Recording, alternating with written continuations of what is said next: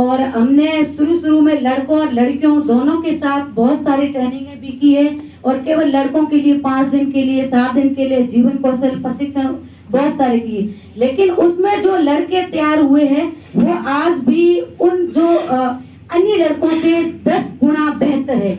उनकी सोच में बदलाव है, उनका परिवार बहुत बेहतर है, उनके परिवार की जो पीढ़ी चल रही है वो शिक्षा से जुड़े हुए हैं और वो उनकी अलग ही है। और इसी तरह से अभी तक ही हमारा एजुकेशन से लेकर और हेल्थ का मुद्दा चल रहा है, उस पर हम गांव में और अपने शहरों में अन्य लड़कियों के साथ हम काम कर रहे हैं।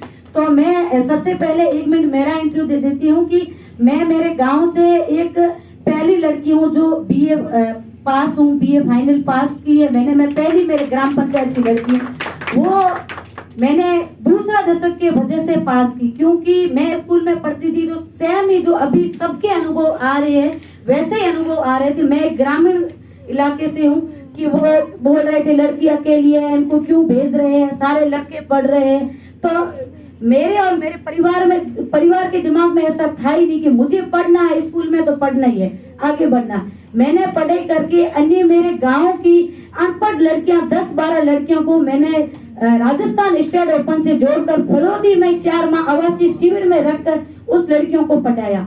धीरे धीरे मेरे घर से मैंने शिक्षा शुरुआत की। जो मेरे भाई 2 है उनको 10वीं कराई, बहन को 12वीं कराई, मेरे भांजे वो भी पढ़ रहे हैं। और इसके अलावा यूनिसेफ के सहयोग से हमने अलग अलग गांव में नाटक किया था। जो नाटक हमने टोली बनाई थी अलग ग्रामीण की लड़कियां और हम सब मिलके हमने एक नाटक की टोली बनाई थी। और उसी नाटक के माध्यम से हमने गांव में और समुदाय लोगों के बीच में स्कूलों में हमने नाटक किया कि ताकि एक बोले उस बात से वो खुद देखे कि इसमें हकीकत क्या है, तभी लोगों के अंदर सोच में बदलाव आएगा। और वास्तव में हमने स्पॉट पर लड़की की पढ़ नहीं सकती तो पढ़ जाए तो वो उनको उम्र तक घर का रसोई का ही काम करना है, लेकिन लड़की क्या कुछ नहीं कर सकती। अगर उनको मौका दिया जाए तो वो भी लड़के से कम नहीं है। लेकिन हमने बहुत सारे अलग अलग मुद्दों पर नाटक तैयार की यूनिसेफ की तरफ से और हमने अलग अलग गाँव में किए थे, तो उनका रिजल्ट बहुत अच्छा रहा था।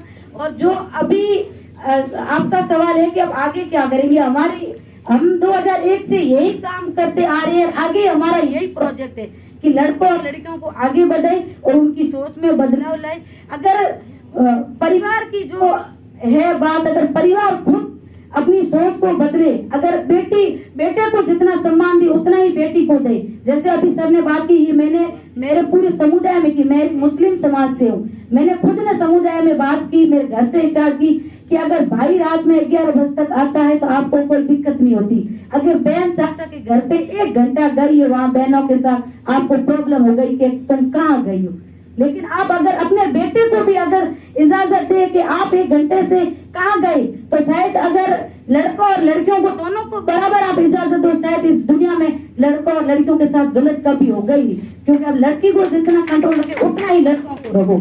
ये मैंने कई बार अपने समुदाय में बात की और हमारा प्रोजेक्ट यही है कि समुदाय लोगों का सोच बदलाव लाए उसमें और लड़कों और लड़कियों को आगे बढ़ाए। यही हमारा है, आगे तक हम यही काम करना चाहेंगे।